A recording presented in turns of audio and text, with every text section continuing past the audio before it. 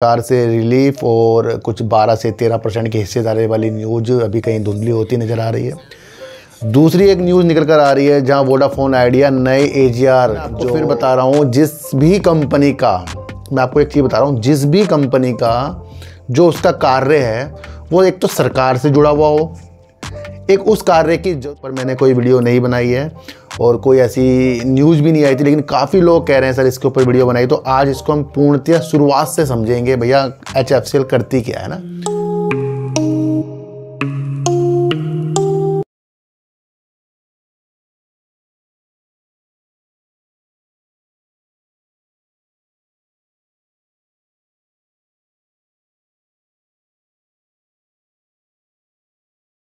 नमस्कार, मैं स्वागत करता हूं आपका अपने ही चैनल पर जिसका नाम है सार्थक बाजार से। कल मैंने आपके लिए जयपुर स्टेट वेदांता और अडानी ग्रुप के ऊपर वीडियो बनाई थी। काफ़ी लोगों ने उस वीडियो को समझा और काफ़ी कमेंट उसके अंदर आए हैं।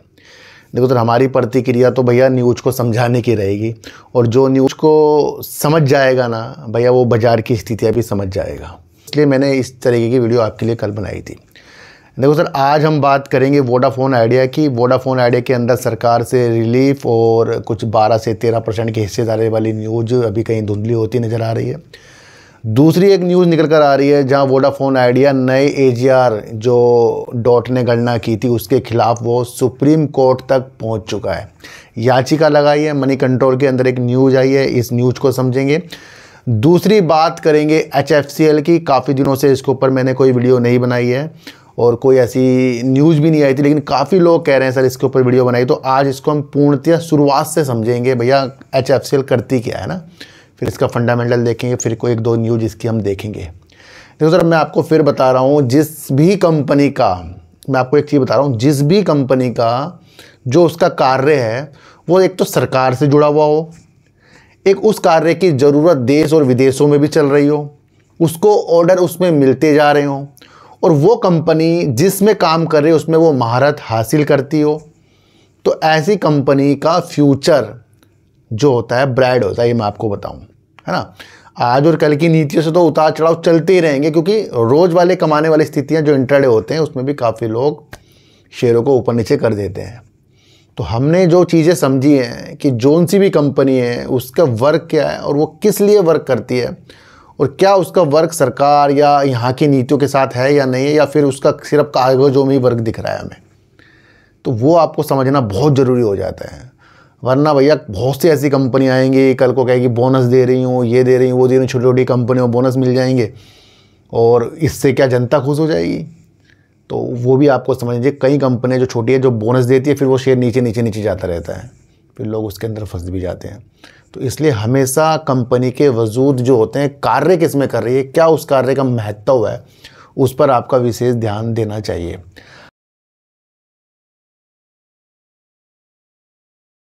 आज हम जो पहली न्यूज़ को कवर कर रहे हैं वो है वोडाफोन आइडिया की। वोडाफोन आइडिया की आपको स्थितियाँ पता ही है, 5G धीरे धीरे लॉन्च करता जा रहा है, पर उतनी धीरे धीरे करने से उसका कुछ भी फ़ायदा होने वाला अभी दिख नहीं रहा है, क्योंकि इसने साफ साफ कहा कि सरकार से अगर कुछ छूट ना मिले तो ये आगे जाकर काम भी नहीं कर पाएगा, ये सबको पता है। तो मेन मकसद तो सरकार की तरफ से छूट मिलना ही है, उसके बाद से बैंक से लोन मिलेगा और उसके बाद ये सारी प्रक्रिया आगे की अपनी करेगा। क्या न्यूज़ आ रही है, इस न्यूज़ को अगर हम समझें तो वोडाफोन आइडिया ने नए AGR बकाये के पीछे दूरसंचार विभाग की गणना के खिलाफ सुप्रीम कोर्ट का रुख किया है। ये मनी कंट्रोल की न्यूज़ निकल कर आ रही है और आज की न्यूज़ है 9 सितंबर 2025 की और शाम के 5 बजे की न्यूज़ है। वोडाफोन आइडिया ने सुप्रीम कोर्ट में एक रिट याचिका दायर की है जिसमें संशोधित समायोजित सकल राजस्व यानी AGR के विषय की गणना को चुनौती दी गई है और मांग की गई है कि वित्त वर्ष 2017 के बकाये के लिए दूरसंचार विभाग द्वारा की गई अतिरिक्त कर मांगों को रद्द किया जाए। मनी कंट्रोल को विकास से परिचित लोगों से पता ये चला है। दूरसंचार कंपनी ने सुप्रीम कोर्ट से दूरसंचार विभाग की नई कर मांग को रद्द करने का आदेश जारी करने की मांग की है। ये तर्क देते हुए कि ये एजीआर बकाया पर सर्वोच्च न्यायालय के पीछे फैसले के दायरे से बाहर है। दूरसंचार विभाग ने हाल ही में वित्त वर्ष 2017 तक की अवधि के लिए अतिरिक्त एजीआर मांग की थी और आइडिया सेल्यूलर ग्रुप और वोडाफोन आइडिया के लिए वित्त वर्ष 2019 तक के बकाया लाइसेंस शुल्क बकाये को संशोधित किया था। यह संशोधित बकाया एजीआर भुगतान पर सरकार की रोक के दायरे में थे, जो 31 मार्च 2026 को समाप्त हो रही है, जिसके बाद वोडाफोन आइडिया को किस्त चुकानी शुरू करनी होगी। तो ये सबसे बड़ी महत्वपूर्ण चीज़ है, जहां पर इसने फिर से एक सुप्रीम कोर्ट की तरफ अपनी एक याचिका लगाई है। नवीनतम आंकलन के अनुसार दूरसंचार विभाग ने वित्त वर्ष 2018-19 के लिए 2,774 करोड़ रुपए की अतिरिक्त मांग की थी, जिसकी गणना का कंपनी ने विरोध किया और दावा किया है कि कुछ राशियां 2 बार जोड़ी गई है। और अगर वोडाफोन आइडिया के लिए 2 बार जोड़ी गई है तो फिर इस पर भी अब जांच बिठाई जाएगी और उनका मिलान आवश्यक है। अपनी याचिका में कंपनी ने वित्त वर्ष 2017 से पहले की अवधि से बकाया राशि की पुनर्गणना की मांग की है। संपर्क करने पर वोडाफोन आइडिया के प्रतिनिधियों ने इस मामले पर टिप्पणी करने से इनकार कर दिया है। तो सीधा सीधा यह है कि वोडाफोन आइडिया अपने एजीआर को माफ़ करवाने के लिए सुप्रीम कोर्ट का रास्ता दायर कर रहा है, और वो इसलिए कि गणना जो है वोडाफोन आइडिया के द्वारा गलत हुई है। तो ये तो सुप्रीम कोर्ट देखेगा भैया गणना गलत हुई है गई है, लेकिन इससे एक नया रुख जो है वोडाफोन आइडिया के अंदर आता हुआ आपको देखने को मिल रहा है। अब हम बात करेंगे HFCL की। देश की बड़ी कंपनी है जो भारत नेट के साथ देश के अंदर बड़े ऑपरेटरों के साथ भी वर्क करती है, जैसे कि जियो के साथ भी इसको ऑर्डर मिलते जाते हैं। दूसरा, कंपनी ऑप्टिकल फाइबर के अंदर अपनी विशेषता रखती है और इसके लिए वो बहुत बढ़िया वर्क कर रही है और इसके पास अच्छे खासे ऑर्डर इस क्षेत्र के लिए भी है। दूरसंचार कंपनियों के लिए ये टेलीकॉम के इस तरीके से इक्विपमेंट्स बनाती है, जहां पर ये वाईफाई हो गया, अलग अलग नीतियों के साथ अपने वर्क करती है, जहां देश के साथ विदेशों तक भी इसकी पहचान बनती जा रही है। दूसरा, अगर मैं आपको बताऊं तो कंपनी डिफेंस के लिए भी वर्क करती हुई नज़र आ रही है और इसने ये काफ़ी बार बता दिया है और रडार के ऊपर भी अच्छी खासी जो कंपनी ने विशेषताएं अपनी बता रखी है।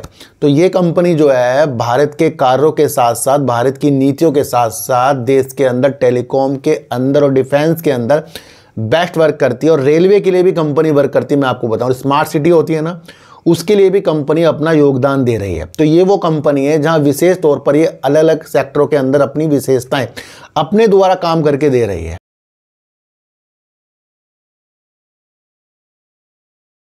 ना। तो आज इस कंपनी को हम फिर से जांचें दें तो अगर हम इस कंपनी का शुरुआती तौर से देखें कि भैया कंपनी करती क्या क्या चीज़ है, तो आप ये समझें कि भैया HFCL जो कंपनी है मुख्य रूप से दूरसंचार अवसंरचना, टेलीकॉम उपकरण, ऑप्टिकल फाइबर और केबल और रक्षा समाधान का निर्माण और आपूर्ति करती है। कंपनी दूरसंचार ऑपरेटर, सरकारों और रेलवे जैसे ग्राहकों के लिए डिजिटल नेटवर्क बनाती है और अपने उत्पादों को 45 से अधिक देशों में निर्यात करती है। ये दूरसंचार अवसंरचना HFCL भारत और अंतर्राष्ट्रीय स्तर पर टेलीकॉम इंफ्रास्ट्रक्चर का विकास करती है। टेलीकॉम उत्पाद ये 5G radio access network, RAN उत्पादों, वायरलेस तकनीक, वाईफाई सिस्टम, स्विच और राउटर जैसे उत्पाद बनाती है।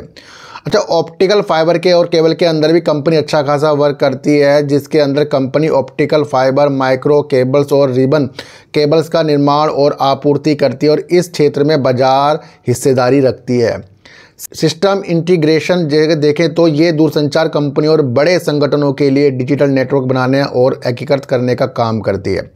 रक्षा समाधान यानी कि कंपनी डिफेंस के लिए भी अच्छा खासा वर्क करती है, ये आप समझकर चलना। जिस तरीके की निगरानी रडार वाली अभी कंपनी ने इस बारे में अपनी चीज़ों को बताया था, तो ये भी आप समझकर चल सकते हैं। अच्छा, दूसरी तरफ अगर हम देखें तो रेलवे और डिफेंस के लिए भी कंपनी रेलवे और डिफेंस से जुड़े भी प्रोजेक्ट में सक्रिय है और स्मार्ट सिटी अभी जैसे मैंने आपको बताया उसके अंदर भी कंपनी योगदान देती है। अच्छा, जो भारत नेट है, जो BSNL का भारत नेट है, जहाँ से भारत जो है देश के गाँव तक अपनी ऑप्टिकल फाइबर के द्वारा जो इंटरनेट की सुविधा पहुंचाने की सुविधा के साथ लग रहा है, उसके अंदर भी HFCL वर्क करता है, ये आप समझकर चलना। और ये अपनी स्थितियों को आर्मिनल्स के साथ कस्टम के माध्यम से तीसरे चरण के लिए एक बड़ा अनुबंध इसको भारत नेट के द्वारा मिल चुका है, जिससे ये पूरे भारत के ग्रामीण क्षेत्रों में हाई स्पीड इंटरनेट कनेक्टिविटी प्रदान करने पर अपना ध्यान केंद्रित करेगा। अगर हम उत्पाद पोर्टफोलियो को देखें तो HFCL के उत्पाद पोर्टफोलियो में router, optical fibre cable, transport समाधान जैसे उत्पाद शामिल है जो भारत नेट परियोजना की आवश्यकताओं को पूरा करते हैं। लक्ष्य अगर हम इसका देखें तो भारत नेट का लक्ष्य ग्रामीण और वंचित क्षेत्रों में हाई स्पीड इंटरनेट कनेक्टिविटी पहुंचाकर डिजिटल अंतर को बराबर करना है, यानी कि देश के साथ ये जुड़ते हुए गाँव को भी अपने साथ लेने की स्थिति के साथ ये वर्क कर रहा है। तो ये बहुत बेस्ट वर्क हो जाता है। अच्छा, 6G के लिए भी HFCL जो है वर्क कर रहा है और इसके लिए इसमें भारत सरकार ने स्पेक्ट्रम की विनिमय में ढील दी है, जिससे HFCL जैसी कंपनियों के लिए भारत के 6G हार्डवेयर इकोसिस्टम में अपनी भूमिका निभाने का रास्ता साफ हो गया है। तो ये आप समझकर चल सकते हैं। तो HFCL जो है दूरसंचार कंपनी के लिए वर्क करता है और रक्षा यानी डिफेंस और स्मार्ट सिटी के लिए भी कंपनी वर्क कर रहा है और इस तरीके से 6G के लिए भी कंपनी वर्क करती है, ये आप समझकर चल सकते हैं। और मैं आपको एक चीज़ और बताऊं तो कंपनी के ग्राहकों में रिलायंस जियो जैसे भी हैं, जहां से इसे एक बड़ा ऑर्डर मिलते हुए देखने को मिला है जाए, तो ये आप समझकर चल सकते हैं। तो यहाँ जियो के साथ भी HFCL वर्क और जियो भारत के अंदर एक अच्छी खासी कंपनी आप समझकर चल सकते हैं। और दूसरी तरफ अगर हम समझे तो भारत की प्रमुख दूरसंचार कंपनी HFCL पोलैंड में एक ऑप्टिकल फाइबर केबल विनिर्माण संयंत्र स्थापित कर रही है। ये यूरोप में OFC की बढ़ती मांग को पूरा करने, यानी कि ऑप्टिकल फाइबर की बढ़ती मांग को पूरा करने और कंपनी के वैश्विक विस्तार का हिस्सा है। रणनीतिक विस्तार देखें तो HFCL यूरोप में अपने परिचालन का विस्तार कर रही है और पोलैंड में ये संयंत्र जर्मनी, फ्रांस, बेल्जियम और पोलैंड जैसे देशों की बढ़ती मांग को पूरा करेगी।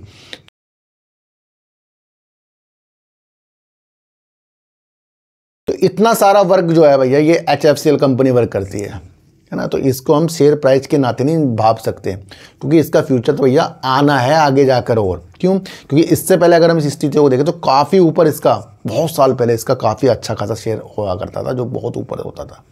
पर अब तो नाम मात्र का शेयर चल रहा है, करीब 70 रुपये करीब का शेयर चल रहा है ये आप समझ कर चलना। तो बीच में इसने अच्छे खासे भी टारगेट हमें दिखाए हैं, पर उसके बावजूद भी नीचे आया। पर क्योंकि इसकी जो चीज़ें हैं देश के साथ जुड़ती हुई है और सारे प्रोजेक्ट इसके भी चल रहे हैं, ये आप समझ कर चलना। दूसरी तरफ एक चीज़ मैं आपको और बताऊं तो कंपनी को एक अच्छा खासा निर्यात का ऑर्डर मिला है जो 358 करोड़ रुपए करीब का है। और ये निर्यात का ऑर्डर यानी कि यहाँ से कुछ अपने प्रोडक्ट के बाहर बेचेगी, तो उसके लिए भी इसे 358 करोड़ रुपए का निर्यात का ऑर्डर मिल चुका है। दूसरी तरफ इस चीज़ को और समझे तो HFCL के शेयरों के अंदर चर्चा में तो है ही, क्योंकि कंपनी ने बताया कि उसे एक विदेशी ग्राहक से ऑप्टिकल फाइबर केबल के लिए 358.38 करोड़ रुपये का निर्यात ऑर्डर मिला है, जो $40.65 मिलियन के बराबर का यह अनुबंध अप्रैल 2026 तक इसकी पूर्ण स्वामित्व वाली विदेशी सहायक कंपनी के माध्यम से पूरा किया जाएगा। तो कंपनी की विदेशी शाखा भी है जहां से अपनी स्थिति को और बेहतर बना रहा है। तो ये अभी हाल ही में इसने बताया। अच्छा, अब इसका हम देखते हैं फंडामेंटल, क्योंकि फंडामेंटल से स्थितियाँ समझ में आ जाती है कि कंपनी आगे जाकर अपनी स्थिति कैसे कर सकती है। क्योंकि अभी तक हमें देखने को मिला है कि पिछले क्वार्टर में कंपनी ने लॉस किया था, इस क्वार्टर में कंपनी ने अपने लॉस को थोड़ा कम किया है। और देखने वाली बात यह है कि कंपनी ने साल दर साल अपनी सेल को भी कम किया है। तो ये भी नोट किया जाए कि कंपनी की जिस दिन से सेल की स्थितियाँ अच्छी बेहतर होंगी तो हमारा उस पर भी दिमाग जाना चाहिए। तो सेल सबसे इंपॉर्टेंट होती है, तो ये आप समझकर चलना। अगर हम कंपनी का मार्केट कैप देखें 10,109 करोड़ रुपए का, 70 रुपये करीब का कंपनी का शेयर चल रहा है। हाई अगर देखें 171 रुपये करीब का है और 68 रुपये कंपनी का लो चल रहा है। अगर जून 2024 की हम कंपनी की सेल देखें तो काफ़ी अच्छी खासी सेल कंपनी ने जून 2024 में की थी, जो 1,158 करोड़ की थी। उसके बाद निरंतर मार्च 2025 तक कंपनी अपनी सेल को धीरे धीरे कम करती गई और जून 2025 में कंपनी ने 871 करोड़, यानी साल दर साल अब कंपनी ने अपनी सेल को घटाया। पर देखना यह है कि कंपनी ने Q4 से Q1 में कंपनी अपनी सेल को बढ़ा रही है। दूसरा, अगर हम देखें तो जून 2024 में कंपनी ने 111 करोड़ का प्रॉफिट किया था और कंपनी ने जून 2025 में सेल कम हुई है एक तो वैसे कंपनी की, और 29 करोड़ का कंपनी ने लॉस कर दिया है। तो कंपनी भी लॉस में चल रही है। रिजर्व की अगर हम बात करें, कंपनी का रिजर्व बढ़ रहा है जो 3,935 करोड़ का है। उधार भी कंपनी के अंदर बढ़ा है जो 1,522 करोड़ रुपये करीब का है। प्रमोटर की स्थिति हम देखें तो जून 2025 में कंपनी के प्रमोटर ने अपनी हिस्सेदारी को घटा लिया जो 31.58% की है। एफआईज ने अपनी होल्डिंग को बढ़ाया 7.75% की है। डीआईज ने अपनी होल्डिंग को बढ़ाया 14.04% की है। और अगर हम पब्लिक देखें तो 46.61% की पब्लिक है इसके अंदर।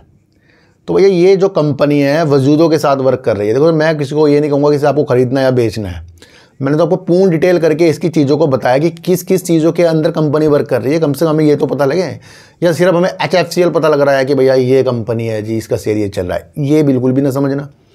या आपको टाटा स्टील देखने को मिल रहा है, या बड़ी बड़ी कंपनी के नाम अगर आपको सिर्फ नाम से पता लग रहा है कि हाँ भाई बहुत कुछ कर रही है, तो वो एक अनोखी बात हमारे लिए हो जाएगी, बेकार बात होती है। तो कंपनी जैसी भी हो, उसका नाम से ज़्यादा उसका काम को हमें देखना पड़ता है। तो वो सारे काम आज मैंने आपको बता दिए। आज की वीडियो से आपको क्या समझ में आया, एक बार मुझे ज़रूर बताना। तो किसी को भी खरीदने बेचने की नीतियाँ मेरे चैनल पर बिल्कुल भी नहीं है। मेरा कोई टेलीग्राम, कोई व्हाट्सएप ग्रुप नहीं है, और ना ही आज तक मैंने बनाया। तो सर सच्ची वीडियो देखिए, अच्छी वीडियो देखिए, समझ कर देखिए, तो चींटी को आटा दीजिए, गाय को रोटी दीजिए, और अपने बच्चों को ज़्यादा से ज़्यादा प्यार कीजिए, क्योंकि बच्चे ही आपकी मासूमियत से किस्मत पलटेंगे। फिर मिलेंगे आपसे नई वीडियो के साथ, जब तक के लिए नमस्कार।